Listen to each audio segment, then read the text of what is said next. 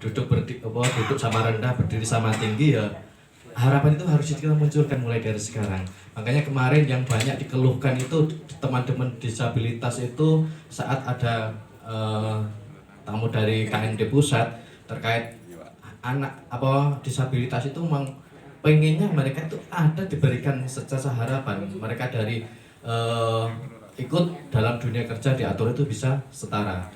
Kemarin kebanyakan yang dikeluhkan juga tentang tingkat pendidikan. Ketika mereka ada slot untuk mendaftar sebagai PNS atau yang lain, mereka rata-rata tidak memenuhi di kualifikasi pendidikan. Itu banyak dikeluhkan karena apa? Rata-rata kualifikasi pendidikan minimal SMA. Terus nanti naik-naik lagi lah. Rata-rata mereka itu pendidikannya di bawah itu.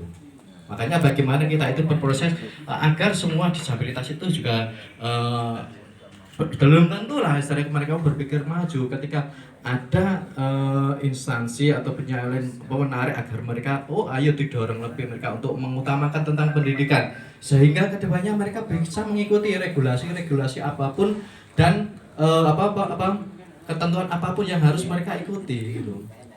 Ya istilahnya kalau dengan pendapat dari teman-teman disabilitas banyak mereka yang kurang paham, bahkan dari teknologi ataupun pengetahuan mereka sangat kurang sekali. Maka diharapkan saya juga sebagai penyandang disabilitas itu mengharapkan ayo kita dorong bareng-bareng bagaimana caranya disabilitas itu diberikan sesuatu harapan untuk bisa bersanding dengan non disabilitas.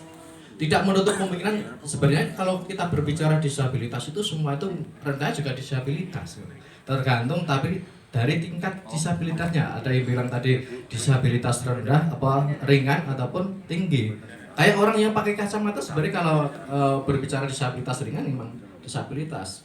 Manula juga seri rentan juga. Makanya kita berharap orang itu tidak tahu kedepannya bagaimana, pengennya ayo kita perjuangkan bareng-bareng agar teman-teman disabilitas bisa lebih baik lagi dan diberi secara harapan untuk bisa masuk dalam dunia kerja.